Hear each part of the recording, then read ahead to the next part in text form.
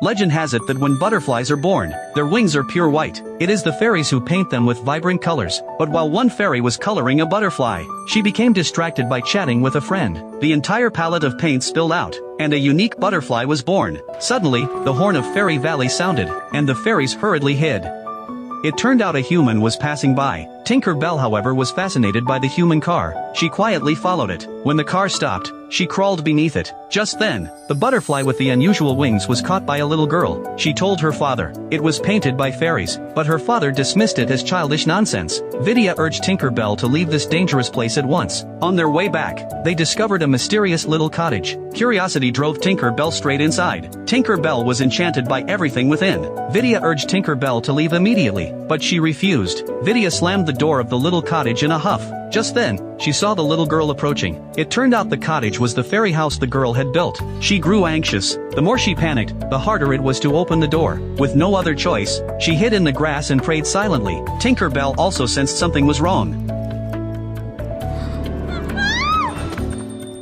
The first time she saw a real fairy, the little girl was thrilled beyond belief. She scooped up the little house and ran home. She wanted to tell her dad the news, only to see the butterfly with painted wings caught by her father. It turned out he wanted to make it into a butterfly specimen. The girl hurriedly backed out of the room, afraid her dad would turn the fairy into a specimen too. She brought the little house back to her own room, but a big fat cat was hiding under the bed. When the girl cautiously lifted the roof, Tinkerbell tumbled out, stumbling and scrambling. The fat cat spotted the lively creature, and lunged forward.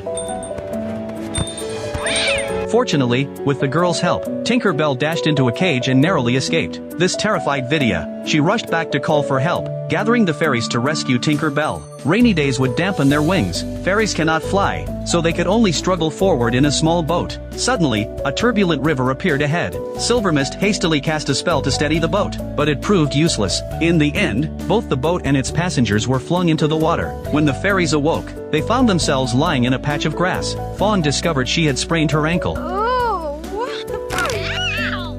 Oh, sorry. Ow! Without the little boat, the fairies decided to walk across, but Vidya sank into the muddy swamp. They tried every possible way, but still couldn't rescue her. Just then, a man approached. His untied shoelace fell into the ditch. The fairies grabbed the lace together, and pulled Vidya to safety. After overcoming countless hardships, the fairies finally found the girl's home. The girl released Tinkerbell. She explained she only wished to be friends with the fairies, and meant them no harm. She showed Tinkerbell her drawings of fairies. Touched by the girl's sincerity, Tinkerbell finally accepted this human friend. While the girl slept, Tinkerbell flew out of the room, and saw the captured butterfly with its damaged wings. The butterfly's eyes pleaded for help. Of course, Tinkerbell wouldn't stand idly by. After discovering the butterfly was missing, Dad mistakenly believed the girl had set it free. He began scolding her relentlessly. Even so, the girl still wanted to protect Tinkerbell. Seeing her sincerity, Tinkerbell prepared to teach her to fly. The girl's body began to float upward, guided by Tinkerbell. She actually learned to fly. The loud noise startled her father downstairs. When he pushed open the door, the girl couldn't control her body. He grabbed a chair to steady himself. Seeing footprints all over the wall, her father scolded her for not studying properly, and always causing trouble. Seeing the girl being scolded, Tinkerbell grew furious. She rushed to the father's side, and berated him harshly. Seeing a fairy for the first time, the father was both startled and thrilled. While the girl wasn't looking, he quietly picked up the bottle from the floor. This scene was witnessed by Vidya, who had just arrived, while Tinkerbell remained unaware that danger was quietly approaching.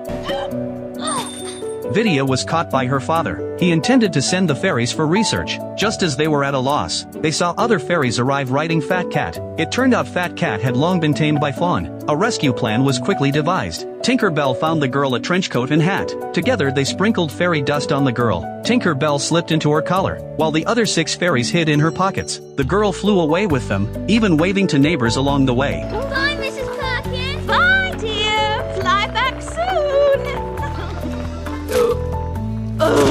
Her flying skills were now remarkably polished. Finally, downtown, she spotted her father's car. Tinkerbell darted under the vehicle, and yanked out the ignition wire. The car screeched to a halt. Just as her father opened the door, he heard his daughter's cry. Stunned, he saw his daughter soaring through the sky. The girl told her father. The fairies were her friends, pleading with him not to harm them. Moved by his daughter's innocent gaze, her father handed the bottle to her. Willow was finally set free. In the days that followed, whenever spring blossomed, the fairies would always await their human friend.